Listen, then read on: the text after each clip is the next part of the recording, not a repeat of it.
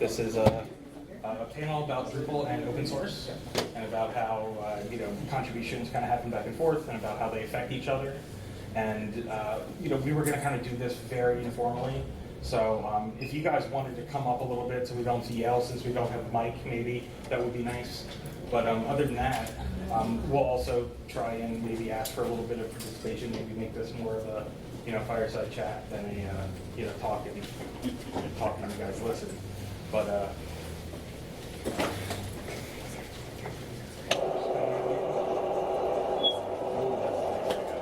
thank you.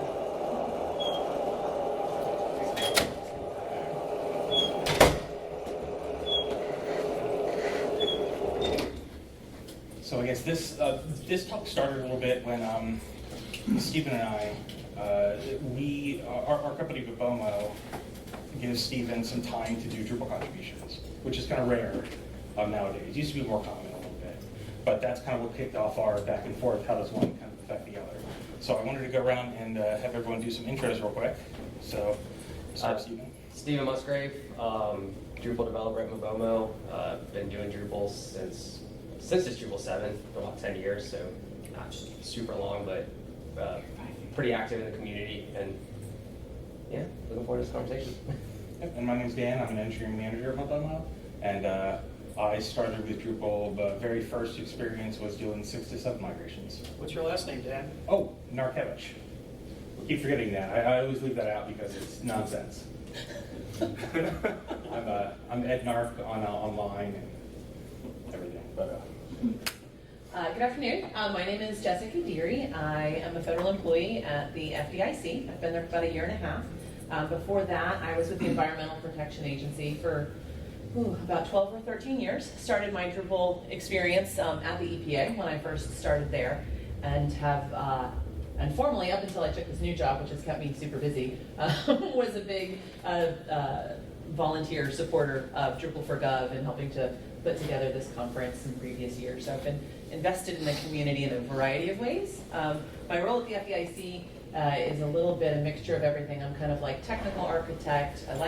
If I had one word, I wish I could say I was an ambitious site builder and that was my entire job, but there's a lot more that goes into it. A little bit of product manager work, a little bit of tech architect, a little bit of front end, kind of plugging in wherever we need. So. My name is Chris Hefke. I work for the Missouri Department of Conservation, state government. I guess I've been doing Drupal since 2011. Front-end web developer. And my background is more towards design, and I kind of found my way through to developing. So. I'm Hannah Cross. I currently work at NIST, the little-known agency that is the National Institute of Standards and Technology. I've been there for 3 years, and we're working on Drupal. And before that, I was with local government, and before that, I was at NIH for a hot second, and the Pentagon, and some things. So, yeah, I started with Drupal 8, so not as well versed as these two. 4. Yeah. Yeah, and I do like UX, front end, a little bit of back end, and then a bunch of content as well. I just am a jack of all trades, kind of like Jess said, getting put into everything. I want to start off kind of with a hot take question for everybody, and that is, do you think Drupal has been good for government? Like, do you think it's actually been useful and helpful and positive to have it around for the government to do stuff with? For some agencies, yes. I've seen Drupal in some agencies. It didn't need to be Drupal. It could have been something else. I worked at CBP one time, and they were using Drupal for inventory management, and I just didn't think Drupal was needed for that. But for a public website, I think it's the best tool out there. Okay, I think it's been very positive, just in general, being able to focus on people, on just get everyone together here, get everyone talking about stuff. I think that's hard to do. People tend to be siloed off in their own little world, and so just getting them out and having an excuse, if nothing else, like the technology aside, I think it's been pretty good. And then of course it lets people focus on getting that tech I would say, in my experience, absolutely. And I think in my situations where, and I don't think it's unique in government, is where you might have one or two people responsible for an entire project and contract dollars come and go. And having a community like Drupal that you can turn to for support. You need a particular feature or functionality that you're trying to deliver that you don't have the resources to come up with your own. Well, there's probably a module out there for that, and being able to pick that up and get you maybe 85% of the way there, that's a huge resource saver, both time and money. So I think that open source and Drupal specifically in the projects that I've worked on over the years, I was able to accomplish way more than I ever would have been able to do on my own, because there just wasn't a resource to hire people to build things for me in the way that I could count on the community to help deliver. Yeah, same. I would say it's been a valuable resource for what when we started, we had static HTML pages when I was brought on, and then we had kicked around the idea of doing different options of what would we be moving to, what would the migration be. It was settled on Drupal at the time. There was other things like WordPress, Joomla. Those were things that were potentials but wouldn't actually fit the bill. The community has been great, like Jessica said. If you have issues or if people need things, there are enough contributors, enough modules out there that you can build in a local environment, try things, break things, rebuild easily, and kind of there's enough customization to where if you want to try different entities, like we use Lando for a lot of our local development stuff. That was a game changer when we started that, and there's enough of those entities around that you can really experiment. So yeah, for us, the idea was also kind of kicked around, like, what if this thing didn't exist, what would you do? To say that blew my mind. It didn't even occur to me that we wouldn't have that. So yeah, it's been very useful. At a previous position, before I was really involved in the web stuff several years ago, our website was a guy who knew about web stuff and had thrown up a server on campus and had just like made it work, and there was just a website. And then he was about to retire, and my boss, back when I was there, started freaking out. What are we gonna do?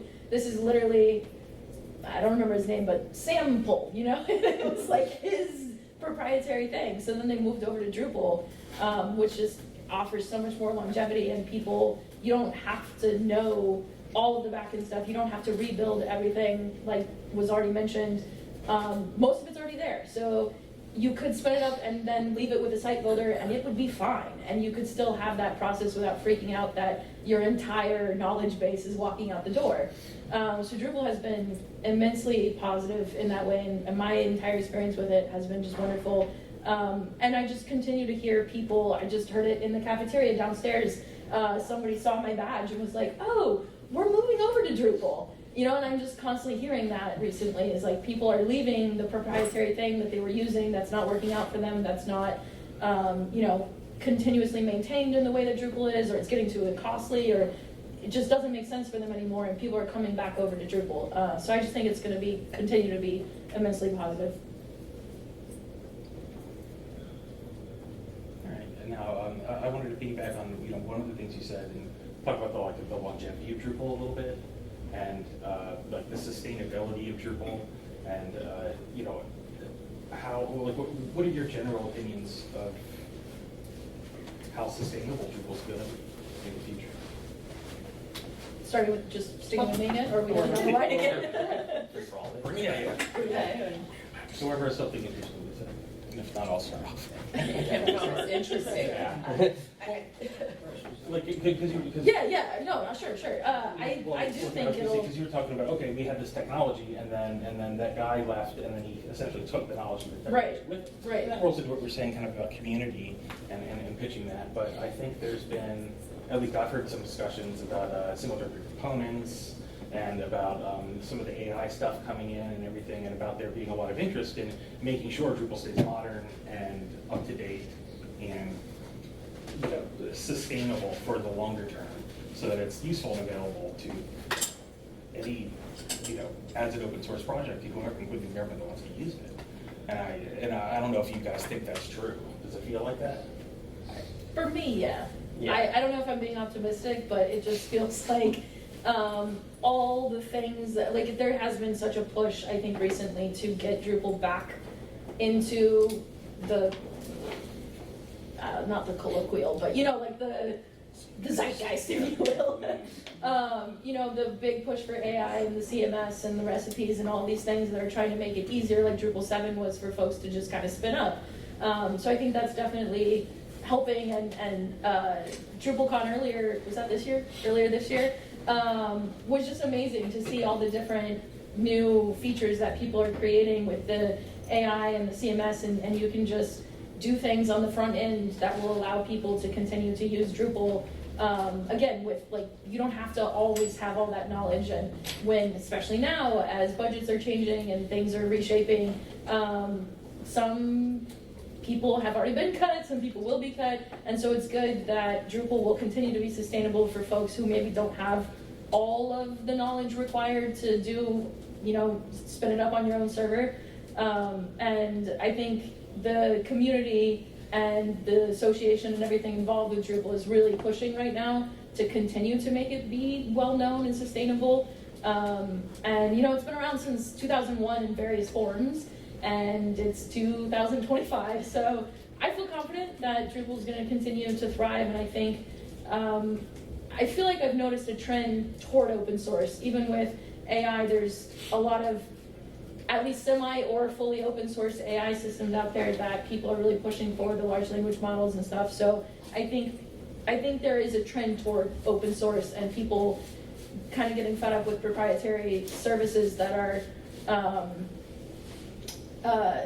excuse the language, but there's the term of enshittification of these applications and things. And so I don't think that's happening to Drupal. I think Drupal's only getting better. So I feel confident and optimistic about it.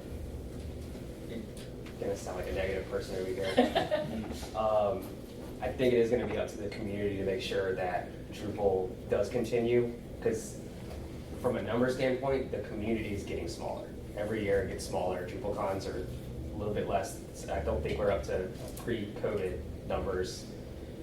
The people that manage Drupal, like the committers, they're getting older, and there's not a young person behind them coming in to take their spot. It's down to 6 people, I think, commit to core, and they got kids, the life things of their countries, and they're one guy went on vacation, and there's been no core commits this week. So it is up to the community to make sure it stays forward. I think it's again, as panel thought about, it's we all need Drupal to survive. The government's going to need Drupal to survive. So what can collectively we do to ensure that? I think that's, sort of the double-edged sword of, I feel like the government adoption of Drupal, but they haven't fully embraced the contributing back part of the model, perhaps as much as the non-government side. And I say this, not for lack of wanting to, but I think it depends. I think it's a big learning curve. It's a completely different way of working than we've ever had before, right? And I think it's not always instinctive for people who have worked in government always to be like, oh, I got this thing for free, or I got partially for free. I should give back so someone else can too, right? Not that people won't think that or they don't, I just don't think it comes naturally, right? So I think it's going to take those of us who've been in the space, who work in government, who see the value in that, and doing our best to try to preach about giving back in whatever way we can. And I think there's lots of different ways you can give back to the community. But I think that's our biggest challenge in government, is getting people to understand the value of contributing back into the community to continue to let this product that we benefit from grow and stay relevant. Something you said just reminded me, I think there's also confusion in the government about what open source is. I work for an agency that their security team thinks that Acquia owns Drupal, and they think that we can tell Acquia that they need to fix this because our security scan this is broken. No, it's not. It's open source. We're not fixing it, and they it's not computing to them. They think it's I can call Microsoft and Microsoft will fix this problem. Yeah, well, Well, you can call Microsoft and they'll fix the problem. That's a thing. they got more money. They got more money than probably you and I. But yeah, No, I think there's definite, and I think in government agencies especially, there's sort of these different layers of organizations who have different areas of responsibility. So the team that's building the Drupal site is not the same team that runs the security scans, that is not the same team, and so it's not just about one group understanding it, it's about all of the groups understanding it, and that is challenging. Are there constraints and roadblocks within government that allow for you to not freely give back? Are there security issues or something that prevent the hey, we made this module and let's just freely give it back over? Are there, within government, there's a lot of rules and regs and different red tape that, it's not always as easy as just, oh, here you go. So. not from a government standpoint, but I do know someone. Don't quote me. It may have been IBM. They tell them they can't work on open source while being an employee of IBM. So, I've had one agency say I don't want this module back out there. It's very generic, but I don't want it back out there. Yeah. I think that's that's just not being informed on what open source is, like you said. So that's a teaching thing that we need to do, because also I wanted to say that I am Hannah Cross. I am representing my own ideas. I am not I am not representing this. Yes, right. But currently where I work, I feel like we're a little different than a lot of agencies, because we do already have that culture from our scientists and our labs. That is something that we prioritize. Is we do want that information out there. We want to educate people. We want to explain things to people. The labs are so happy to share whatever science we're doing. I mean, we measure everything, right? So that's not for us. We need to tell people out there how to measure things so that they can continue to do things and calibrate things and all of that. So I feel like we already have that culture of open sourceness. So when it comes to us devs contributing something back, that's yes, that's totally cool. That's encouraged. And as long as there's not some kind of BII or PII that shouldn't get out there, or if like you said, that's a generic module, we would put that in there. But had it been some proprietary HR hiring, firing type thing, if the function is also private, then we wouldn't be able to contribute that back. But as long as it's something generic, helpful patches, we're happy to do that, and we encourage our devs to do that. So I think it's changing the culture and also educating people on the importance of open source and contributing back when you're benefiting from the product. So you should also help the product benefit. And I think I've done a lot of work with GSA, and I think they have right thinking about this, because it's interesting because they don't make that call that, okay, we have this thing, and now do I want to give it up to other people? Right, that's not they made the decision before that to say we're going to share with the community. Maybe DNF that's just making stuff and publishing stuff. Maybe not anymore. But that was the right type of thinking, and a lot of they started open source and public repos and doing this, and they would make this technology and then have an implementation of it they would run, and that was that type of thinking meant that they didn't have to make the decision of, do I feel like sharing this with competitors? That thought never crossed their mind. And I wish more people would think that way. So if you're not really a coder, or your contractor does all the coding, how else can you contribute to Drupal?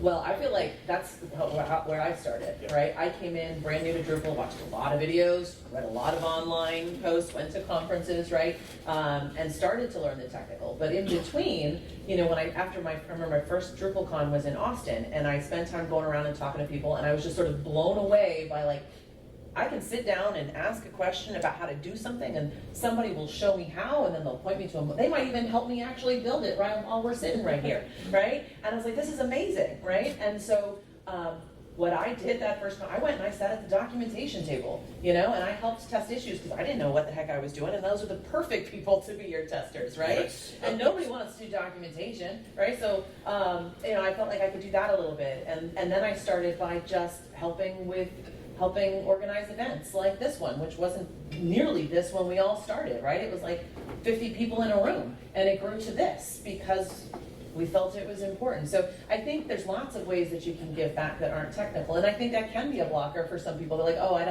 don't write code, I'm not a developer, there's nothing for me to do. But I think you can find ways to volunteer, whether it's helping out a conference to help facilitate the learning that others are doing, or also just if you are in a position to impact other people doing that. Like we really try that, if we have a contract developer and we're trying to make something work and there's a particular issue with the module and so we patch it, it's like, well, we're not just going to patch it and move on. Create an issue, make sure you've contributed that back to the community. We're not the only people having this problem, I'm sure, but you have to regularly, I feel like, especially when you're dealing with contractors, they need to hear it from the government employee regularly. Make sure you contribute that back to the community. Did you put the issue, on D.O, and let's track it, and let's get some, that rolling. So I don't think you have to be a developer to be able to give back. I think there's lots of It's ways. in a little bit of a way that you don't want, but because the endpoint is a developer thing, but not the beginning. So like I was saying about like having the right thoughts, asking the right questions, like that's where the contribution time came from. Not because we had a technical need, but because there were things happening in the Drupal. Oh, I need this module to be up to date. I need this. Oh, these tickets are, should be closed on all sorts of stuff. And it was, okay, what do we need to make that happen? And the answer was Steve's time. And so then we made the decision to give that back to the community. And then, of course, it led to technical things, but it started with us just asking, what can we do to, what do people need? Yeah, the bulk of stuff I do is not even, I don't commit a lot of, I do some actual technical fixes, but it's really just reviewing stuff, trying to keep it, I'm sure everyone's seen issues in some module, some queue, it gets stuck. 13 years old. Yeah, some of them. Like when I joined the community, there was 2,900 issues in review, going back 10 years. So no one had picked it up in 10 years to look at it. So Did you close a Drupal 4.1 yesterday? yeah, there was a Drupal 4.1 that Dries was still in because he was still maintaining Drupal, and it was Drupal 4. That's amazing. So yeah, it's just helping like that, kind of like just keep the tickets moving. Maybe I can't do the technical review, but I know I can ping and ask them if they can do a technical review, or kind of trying to keep things moving. So encouragement, just use words to encourage people to do the right things. And documentation needs so much help. Yeah. Like Drupal documentation is vastly outdated. Legendary. Yeah, it is terribly outdated. A lot of it's not even banged backward from one system to another. I think it's important to, like Stephen mentioned about the community maybe not growing as much. I've heard from multiple people that this GovCon specifically had more opportunities for non-developers. So the content creators, the only front-end content editor type folks, there's more at this con for them to come and enjoy and learn about. And then that's also them being part of the ecosystem, and maybe one of those editors will like it enough and try out one development thing and then start thinking maybe they can be a developer. And also at DrupalCon recently, this year, we were talking about getting people involved in marketing and design and creating icons for all of the modules and giving it a branded feel so that people understand that Drupal is a thing that you can continue to use, and it's not just like 7, 8, 9, 10. Someone had suggested we start calling it Drupal. Because it's all just Drupal, and then it might be a little confusing to folks outside of the ecosystem to be like, oh, that sounds like so hard. Like adding numbers, I don't know, it freaks people out. Like what is 11 and what is 10? And it's all just Drupal, and then having that branding and marketing and getting those folks involved can lead to more recognition, but then also them wanting to get involved more, like you were talking about, starting out small and then growing and becoming a core developer maybe. I would say that there's a lot to be said too, just acknowledging that the barriers to entry have lowered a lot over the years. There's a legendary graphic that shows the learning curve. It kind of curls back on itself, and there's dead people at the bottom. That's changed though. I mean, there's still some truth to it. You know, it's not. If it was simple, everybody would do it kind of thing. But we have made it a lot simpler, a lot easier. I remember like the first time we went to a contribution thing, and like there was the USB drive dance, right, where you went around and installed. I don't remember what this thing was, but you know, you had like to do the development and to just review issues and stuff, whatever. There was a separate session that you went to get set up, and it was a 45-minute session, and then you could go do, you know, contribution of some sort. And we've lowered those barriers so much, and you know, that's a part of where somebody said there's a roadblock right there that I could address, and you know, maybe it's money, it's time, it's whatever, and that has cascaded, you know, across the community. I think there's a lot to be said for that. That those things are just, they're not disappearing. They're just diminishing. Just to kind of circle back to something you were saying earlier, one of the things that I've experienced the most when it comes to being able to contribute back is that I'll have a piece of work that is like 90% of the way to being able to contribute, and the client doesn't want to spend the money to give me the time to finish, to get it to where it needs to go. And I probably have at least 10. I don't have them now, but I've had them over the years. At least 10 different things that could have very easily gone back into the community that they're dead weight because they've got this proprietary stuff sitting on top or whatever that I couldn't do. And it's really like one of the things that I don't know how to do a lot of the times is figure out how to convince, like, no, the money that you're spending on me to do this is worth it because of the thing that you've benefited from. And I have too, and we all have. I think some of that is, again, education and understanding, because I think an important thing, like two things that you could talk about there are like, if you're putting your code out there, first of all, other people can come and help you maintain it, right? So then there's multiple eyes on it. But then also, I feel like if you're doing this work for someone, versus putting it out there into the world, right? Like one client versus the world, right? You're gonna dot your I's and cross your T's. You're gonna make sure that your code is good, or someone's gonna like laugh your MR out of there. Like, what are you up to? And so like putting it out there, you're committing to saying, this is good code, I wrote this, everybody take a look. So I feel like it's that confidence of saying, it's giving it credibility, right? Like, this is my work, I did a good job, and also now the rest of the community is also gonna help me maintain this, and then you can continue to use it. Because if I leave, and you've got this module, and like a couple years from now, it stops working because things get updated or whatever, had it been committed, someone could fix that, because someone else would also be using it and wanting it and getting value from it. Yeah. I got a question. Yes. So my agency, we're just planning to move, we have a contract in place, blah, blah, blah. Planning to move to Drupal, so we're on proprietary. So essentially we are joining the federal government / state government Drupal community. Where is a good place, aside from these conferences, to interact with the community, maybe in a non-technical sense, like not coding and committing things into Drupal as modules, but just interacting and asking general questions? There's a Drupal Slack workspace, and like 100 channels for different topics. Okay. It's just about finding the one that is interested in, that you're interested in, or Sure. I mean, there's one that's just called Contribute, and it's like everyone's in this one. This is where people just ask questions like, "Hey, I'm," and this is where like someone like, "I'm looking for a feature that does X, Y, Z," and then someone will post like 4 like, "Oh, you can try this, or you can try this," and it's just module links and documentation pages, and at least get you in the right direction of what you. Slack is great if you can use it. Right. It's probably only my I was personal. gonna say before I had to start going into the office every day, I'd have my personal laptop and I would have Slack up.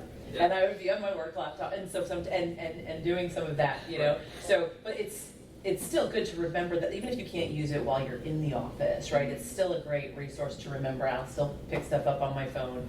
Even in these annual conferences, There are some smaller meetups that get together. I think it was Vixel who was doing a Nova meetup. I think they kicked those back up again, that are different topics. Evolving Web does one in New York. So there are smaller, sort of meetups and camp type of things that you can get plugged into as well, and then just also here, I would encourage you to like introduce yourself to other people and there were a lot of people I met at my very first conference who I still email, and be like, hey, I'm working on this thing. What are you guys doing? Right. Too. Okay, great. OCC.gov, by the way. So, Oh. yeah. Okay. Yes. I'm going to come introduce myself to you. All right. Down with OCC. Just drupal.org/Slack. Okay, You'll thank find you. that. Thank you. Oh, yeah. It's awesome, Okay, thank you. if you can use it. Oh my God.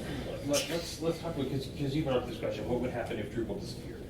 So like, what do you guys think of alternatives? Like Drupal does disappear tomorrow, what can match, Drupal in kind of its development cycle, or how you use it, or community, like are there any options? It's actually, Dries posted an article on Wednesday. If open source were to go away, it costs the world $8 trillion to replace all that infrastructure. I think it was more than $8 trillion, but it was 8.8. 8.8. Yeah. $1 trillion. Yeah. Is that replaceable?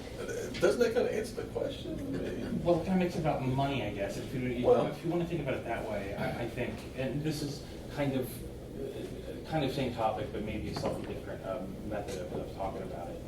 So normally, I would think when you're talking about Drupal, you're talking about an implementation bill, but you're not talking about a software bill, and a licensing bill, and all that other type of stuff. But when you're talking about proprietary stuff, they're kind of willing to accept different stuff when you're proposing one versus the other, versus understanding kind of what goes into what. And like support-wise, I guess it's like the same thing. What's an alternative to Drupal that looks the same, plays the same, or would it? I'd be curious how Dries came up with the 8.8, because the way that it seems to be that we're heading, I feel like maybe it could even be more than that. Because so many of our cloud products are turning to metered services where you don't just pay once and get your product. So we would just continuously be paying forever for whatever could possibly replace it, some kind of framework or something, but it would be probably a subscription or a metered service that you would just keep the paying. Salesforce model. Yep. And so, yeah, if you move to something else, and so the idea is if there isn't an open source option, then, and you're starting back at zero. And back in the day, I would say that there's probably some other entity that you could use that would, a step above static HTML pages, but something different than a WordPress site. So, but now with AI, I don't know how many people have been to different AI things. What's that? I've heard of it. It's a flash in the pan technology. But the SEO model to AEO version of things, and so if there's nothing, like if you get a blank slate, first off, I can't even imagine. And it just the idea of starting from nothing would just be like I'd try to retire. But if the freedom that would give you, and so I was in one presentation, and somebody had mentioned the idea of like a navigational hierarchy could go away because the conversational search has overtaken or is going to overtake the Google search of actually typing a keyboard. And so if you don't have to generate, I'm going to use air quotes here, web pages of content. If you have the content, but it's not organized in any fashion, but it is organized in a manner that is specific or prompted to the conversation, well then you don't, that's something that I wouldn't even know how you would start that. You would have to organize your structure or your site to the user and what the real needs of the user were. And then how would you do that? Well, so if somebody is looking for regs on any given topic, then you'd have to trust that the content of that page, which I'm assuming is orphaned, and it's just like you've got a website of content, but it's not organized in any fashion. But it's written well enough to where it's usable for any AI model to use, but you're not really going to the site anymore. You are having a conversation with your phone, and your phone is serving you up answers that it's pulling from a database. I don't know. But that, I mean, if given the freedom to do whatever, that's like as good of an option as anything when nothing is the option. So you don't replace Drupal? Move on. Maybe it's all data science, right? Well, I don't know that there's anything that will replace Drupal. There is like Backdrop, which we kind of talked about yesterday, which is a Drupal 7 install static. 7 plus something. Yeah, but it will do layout builder or some. I mean, so there's maybe you could cobble that together, but that's not really a solution for what everyone now has. But maybe you shift gears and you do a data science model, or you figure out what your users are really looking for, or you try to come up with something like that, and you use the AI version AEO of what your users are trying to look for. But you don't have a site per se. I mean, that's not really an answer. It's not really an option. I feel like we're in this really weird in between, right? Because AI is, I think, the future, but a lot of us aren't allowed to use it, or there's limits on how we can use it, and everybody's a little bit afraid of it, right? But also really excited about it. So I feel like we're not quite ready for that as a replacement yet, even if that may end up being it, right? And so there's this in-between space, and I think it was like, what if it went away? And I'm like, well, in reality, like we technically, I guess, still have it, right? Because it's open source, I have at least the snapshot in time. So what would we do? We'd probably figure out a way, we'd be managing as if it was our own custom-built thing, and we would, maybe at some point look at other products that we might move to or replace, but it would not, I don't think there's a single solution out there for us that does everything that Drupal does the way it does now. So I think everything would just be a lot more expensive. You might end up paying for more proprietary products if you're not resourced to build and manage the stuff yourself. All of the stuff that you get from an open source community, you're now paying for yourself, until you get down the line. You think Drupal, even though Drupal is free, one of my old colleagues at EPA used to say, free as in puppies, right? Free as in puppies. You can get a puppy, and you can get it for free, but it requires training and supplies and all of those things. And so I think that goes a little bit back to your model about sort of understanding the cost model of like what you're willing to pay for and what you're investing in. That when you buy proprietary, it's very clear dollar amount. Open source, it's a little bit fuzzier because it's free as in puppies, and you have to have someone who can identify, yes, okay, it's free and then it's not licensed, but there's still care and feeding for it too. We only have a few minutes left, so not to cut off this conversation, but do we have any audience questions or topics that? I will pose a question. I guess, like, how do we get the government to buy into open source? Like, they use it, they need it, but they're not supporting its life. They're not, and even not going to monetarily value. Like, they're not putting anything back. They're not donating to its survival, but they need it. And I can tell you, whatever the cost to for them to donate money would be less than to switch over to some proprietary machine. Like, they had to go back to percussion or something. I'm sure that would cost a lot more. If they had like a commission for for maintaining open source, Yeah, nonprofits or whatever that keep the that paid volunteers. I think maybe they need to be reminded of that. Yeah, unfortunately, it only doesn't cost money right now temporarily because we're not using Federal commission of open source or something. Yeah. Unfortunately, the government, you got to put the fear in them first. What was your question? I was just going to make a comment about that line of thinking, because like in our jurisdiction, and I'm from Michigan, I feel like there's a big focus for what needs to be approved by the funding unit, right?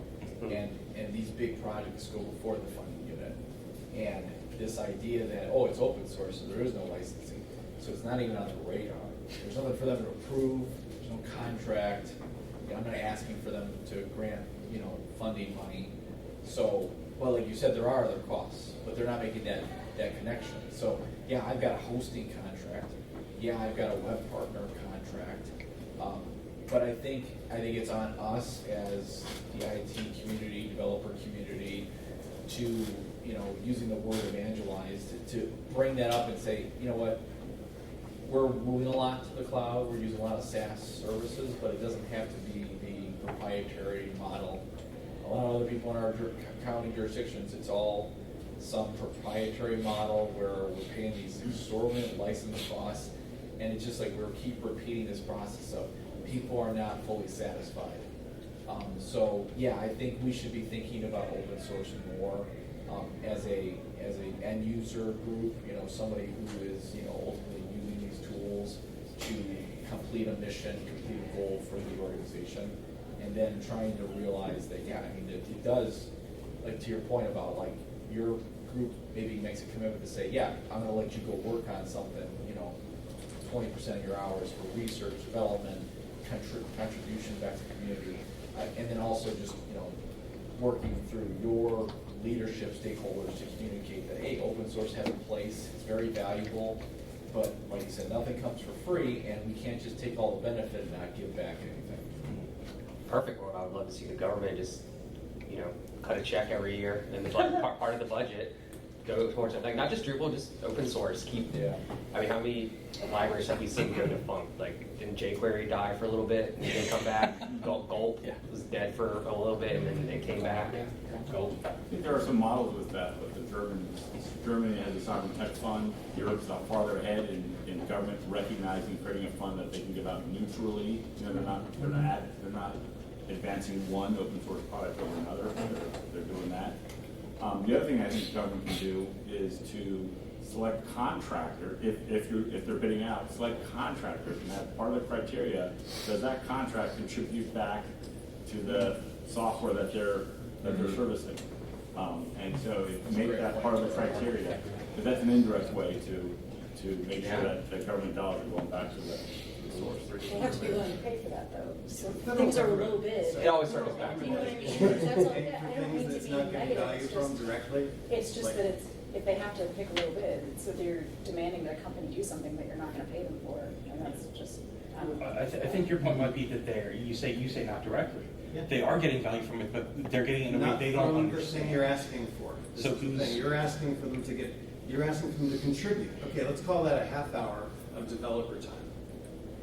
And I know we recognize that half hour of developer time did not help the USDA that day, if it's a USDA developer.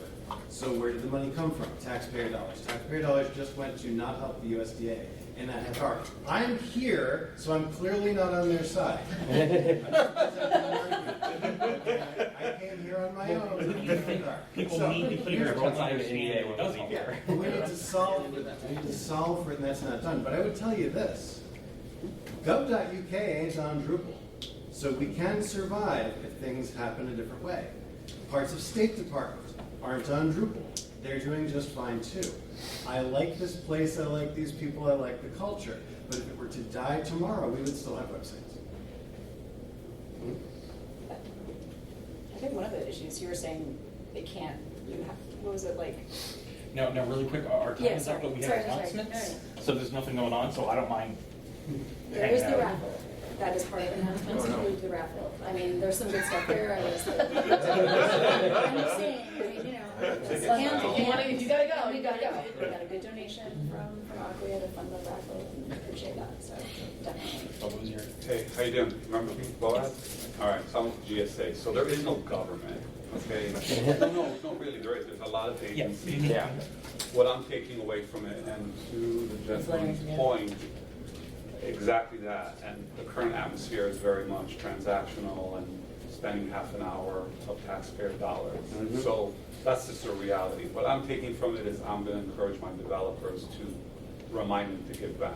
Yeah. And I think that's a really important point that you all made, that like, oh yeah, I've been enjoying it, so to try to get them to do that, but it could be that they'll say, well, now I have to spend time, part of your points, and my leadership might not appreciate that. So And that's the some of challenge. the feedback you can sometimes give, even like if you're using a patch, just comment on the ticket, it's working for me.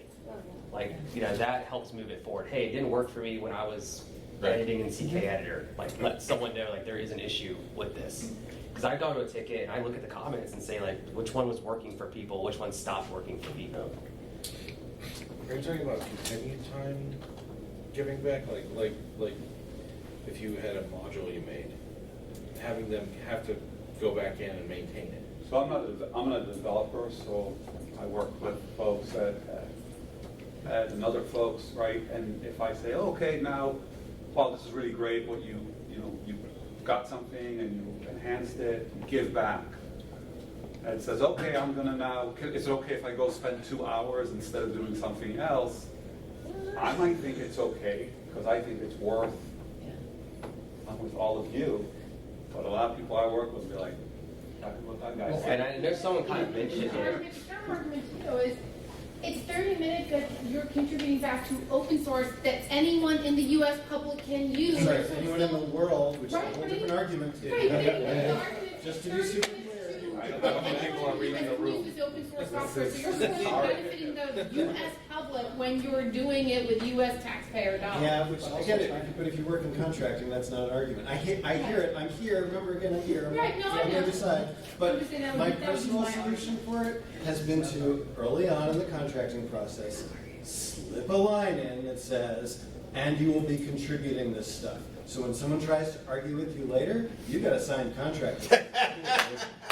No, but I mean, that's the really important really part of good. it, right? Yeah. Because, and sometimes also, if you happen to be on a contract where that didn't get in, I think it's a harder sell to say, I'm gonna allow my contractor to spend 2 hours contributing back to Drupal in a generic nature than it is to say, you wrote a patch for this particular module to get it to work for us. I want you to now contribute it back to the community so that it gets accepted and becomes part of the next release, and therefore you don't need to maintain it anymore, and now my life is easier because I have less technical debt, right? And so you're technically giving to the community, but I'm also benefiting back at my work product level as well. That's a little bit of an easier sell. I have no idea how it would happen, but like I know on the Drupal ticket you can contribute, if the agency had a Yes. profile, you can contribute your credit to that agency. Yeah. It'd be great if like the credit system, there was some, I don't know what it would be, like bonus to that agency, like, GSA helped 10 credits. Well, instead of a last company week. group, an agency based. Yeah, they can. I mean, we People do that. We went out and created an account for FDIC so that our developers, when they put a patch in, they could say they were doing the work on behalf of the But FDIC. you bring up an interesting point that a declaration of what is important to somebody makes it into the contract, and the things that don't make it in the contract must not be very important. So if there was a way to get people to put in little stipulations like that about stuff into the contract that shows that we believe it's important. And that comes back to a lot of what Hannah said about the education stuff, right? It's like, as agencies, when you come in and you say, okay, we're bidding on this work, and now we're negotiating the contract, we're going to put that. We are going to default to put that in all of our contracts going forward, that, the stuff that is generated here, it gets contributed back. And then once it's in the contract, then, yeah, the fight becomes a lot easier, but, having eyes open going into those situations, I feel like that's the education part of it. So Drupal Associate is a boilerplate, people It can feels copy like and it's paste similar it. to all of the requirements now in task orders. You've got to have a PMP. You've got to have the same MI level. That feels like the same sort of thing that got ingrained in from a project management perspective. If it could be embraced and understood in its importance to work its way into statements of work, into task orders, that feels like it would be beneficial. And I'm also thinking for those of us who have developers full-time on staff, I'm thinking now to the performance plans for my team, and I'm like, okay, we should have something in there about helping lower the agency's technical debt, and one of the measures will be, are you contributing your Drupal work back to the community? That's a great. I think that gives us a reason for them to do it. And on a similar, I Take think, note. We're coming up to the end of the year. to help to justify, for government agencies to be contributing work that's helping the government as a whole, would it help to have some sort of interagency list of